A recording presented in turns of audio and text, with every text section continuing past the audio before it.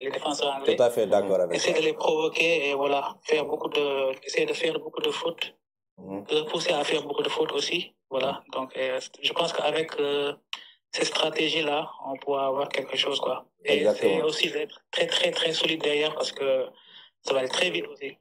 Devant, ça va être très, très vite côté anglais possible. D'accord. Alors, Sam. Merci, bon, je salue votre travail, que ce soit football, lutte, on vous suit. Donc, on vous encourage et bon courage pour la suite. Merci beaucoup, merci. Alors, Sam, je suis en train de discuter en même temps avec l'un des acteurs du football sénégalais, M. Eliman Lam. Ah oui. Donc, M. Eliman Lam, donc, qui est aussi, qui connaît très bien le monde du football. Candidat à la prochaine... aux élections présidentielles de la fédération. Donc, il nous suit de près. Il suit de près donc cette émission. Je l'appelle direct. Allô? Allô, oui. Mais bonsoir, mon grand. Ça, c'est le grand Eliman. Oui, Mohamed. Ça va, vous allez bien? Très bien, machallah. Et les activités, ça va? Oui, ça va. On essaie de faire avec. Et vous, comment allez-vous? On est en train de vous suivre avec une grande fierté, machallah. Merci beaucoup, merci beaucoup, merci beaucoup. Alors, Eliman Lam, Africa Foot, Eliman Lam, Valenciennes, Eliman Lam, Espagne, Real Valladolid, Eliman Lam, Fédération sénégalaise de football. Je ne saurais pas quelle casquette vous donnez par rapport pour vous introduire et pour vous présenter. Vous êtes quand même quelqu'un dans le monde du sport, particulièrement dans le monde du football depuis des années. Certainement en cachette, des gens ne le savent pas, mais vous êtes actionnaire dans des clubs en Europe. Et au niveau de la fédération aussi, vous avez donné votre temps et énergie à cette fédération au football sénégalais. Vous avez participé au Sacre du Sénégal en 2022. On s'est vu au Cameroun. Alors, déjà, la première question que j'ai envie de vous poser, Eliman Lam, les élections arrivent. Actuellement, c'est quoi votre vision par rapport à l'équipe nationale du Sénégal?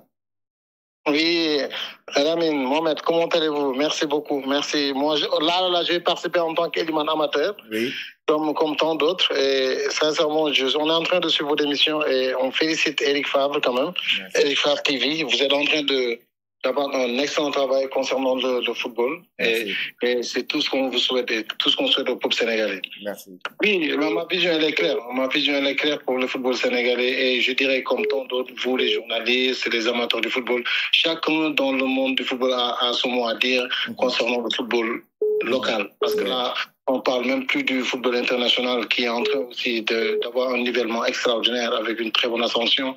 Là, moi, je dirais plutôt quiconque voudra développer le football va commencer par la base, c'est-à-dire le football local. Et là, on sous-estime personne. On a une plateforme qui est ouverte à tout un chacun et chacun a vraiment apporté sa pierre à l'édifice.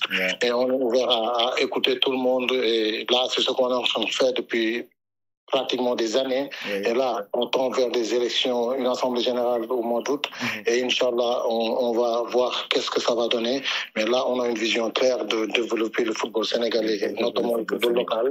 Et aussi augmenter les infrastructures sportives qui est aujourd'hui le sacerdoce du football africain. Exactement. Et là, en plus des infrastructures, et on a des partenaires prêts à nous accompagner pour l'essor du football sénégalais. Exactement. Sam, vous avez une question pour Eliman là? Oui, une question par rapport à sa candidature. On ne peut ne pas parler de ça, bien évidemment. C'est que vous avez eu la possibilité de voyager et que si aujourd'hui vous voyez que des pays comme le Maroc sont en train de faire des avancées notoires en termes d'infrastructures sportives et tout ça. Ça fait quoi aujourd'hui pour Eliman Lam de pouvoir maintenant prendre cette expérience ou bien de prendre cet exemple ou bien ce modèle marocain-là pour le transposer au Sénégal? Ça fait quoi aujourd'hui ce que le Sénégal doit faire pour être au même niveau que le Maroc, exemple? Ok, bon, moi, je dirais la chose elle est claire. Hein. C'est en plus d'une vision, c'est une volonté du secteur privé sénégalais d'investir dans le football. Oui. Je dis, moi, je prends l'exemple de l'Angleterre, des pays arabes, même la France. La France est en train de comprendre que le football n'appartient plus qu'aux footballeurs, en fait. Il y a les investisseurs privés qui doivent mettre la patte pour développer le football local, tout en sachant que le football, il n'y a pas plus grande valeur ajoutée que d'investir dans le football, notamment dans les infrastructures sportives. Moi, je donne un exemple très simple. Il n'y a pas longtemps, j'avais offert un terrain de football à la CECAP à Liberté 6. Et en 10-11 mois, ces gens ont fait des centaines de millions. Et ça, moi, je suis en même temps membre éminent du secteur privé, je suis vice-président de l'UNAQUA où on a 78 membres. Mais quand les jeunes se sont rapprochés de moi, les commerçants qui sont mariés à quoi que ce soit, qui sont mariés et qui ne sont pas figés sur quelconque produit, ils m'ont dit, Eliman, comment faire pour avoir cet édifice dans notre commune? Mais il y a 2-3, je vais taire leur nom, mais ils ont investi dans leur commune, ils ont fait des infrastructures sportives. Les jeunes sont en train de jouer dans les infrastructures sportives, sont en train de payer. Et ils m'ont dit, c'est eux qui m'ont dit, Eliman, en 4-5 mois, on a eu un retour d'investissement extraordinaire. Et aujourd'hui, ces gens sont en train de mettre la patte, même de trouver des équipes de football. Et c'est comme ça que les gens commencent à s'insérer dans le football. Et il faut que les gens arrêtent de penser que le football n'appartient qu'aux footballeurs. Sur les 20 équipes du championnat Angleterre, 17 clubs appartiennent à des Américains qui ne connaissent même pas le football. Parce qu'ils ont compris que le football était bénéfique et que investir dans le football a une très grande valeur ajoutée. Et c'est cette mentalité que les gens doivent se transposer ici au Sénégal. Et malheureusement, les gens, ils veulent s'accaparer du football. Les gens qui sont, nous, dans le comité exécutif, nous qui sommes dans les fédéraux, on pense que le football nous appartient, alors que non, c'est niet, le football ne nous appartient pas. Vous, ce que vous investissez en termes de temps, de gains, nous n'investissons pas. Et c'est ça aujourd'hui que les gens doivent avoir cette mentalité ouverte, que tout le monde puisse mettre leur patte pour développer le football sénégalais. Pour développer, et c'est important. C'est très important. Et tous les amateurs, tous les internautes d'Eric Favre TV, tous les amateurs du football attendent notre face-to-face pour, avec Eliman Lam pour pouvoir nous présenter votre programme. Parce que vous êtes candidat donc, aux prochaines élections de la Fédération sénégalaise de football.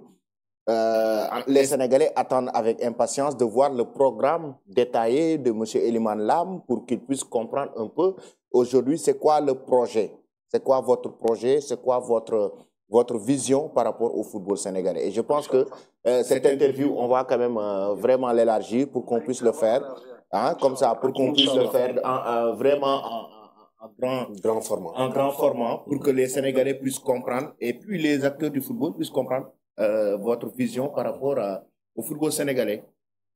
Aujourd'hui, on n'est plus au temps de la parole, on est au temps des actions. Exactement. Donc, le plus petit amateur de fin fond du Sénégal peut vous élaborer un excellent programme qui fera développer le football sénégalais. Aujourd'hui, la chance que nous avons, c'est d'avoir les réseaux, les connexions qu'il faut pour développer le football. Moi, c'est ce qu'il nous faut, mais pas le ton de la parole. Non, parler pour rien, non. La politique sportive, là, elle est bonne, ça existe. Et le football s'est développé très sincèrement en si peu de temps. On a eu tout ce qu'il fallait en termes de résultats positifs, mais là, on a besoin d'argent pour développer le football. C'est important. Et on a besoin des gens qui ont les réseaux, qui ont le networking, qui savent vendre le football sénégalais, qui est extrêmement vendable aujourd'hui. Très vendable. Il y a une valeur marchande de presque 1 milliard d'euros. On a les pépites, on a tout ce qu'il faut pour vendre le football. C'est tout ce qu'il nous faut. On n'a pas besoin de parler beaucoup pour développer le football. Non, on a besoin d'argent.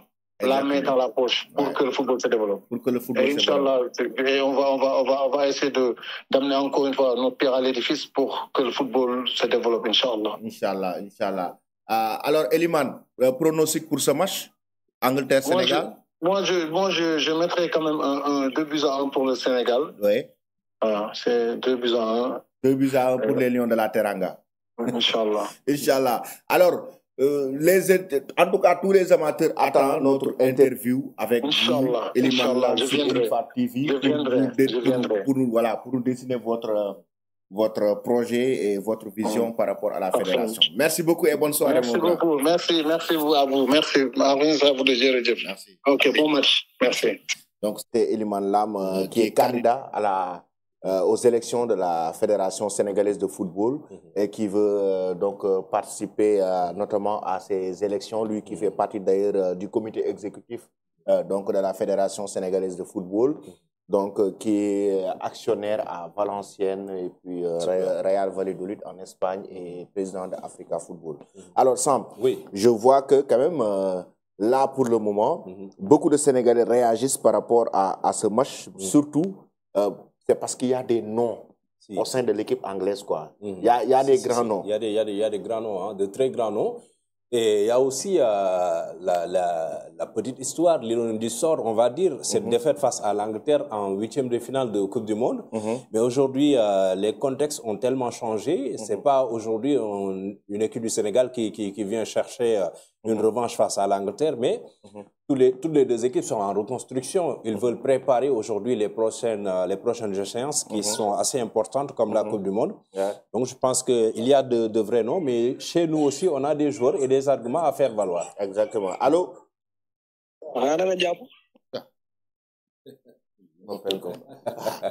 Je pense qu'il serait bien d'appeler Telling ou Ao Traoré pour voir l'ambiance au niveau de la classe. Exactement. Allô? Allô, salam alaikum. Maaleykum salam. Allô? Allô, oui, salam. Maaleykum salam. Oui. Ça va, bëgg naa wax ak Mohamed. Ça va.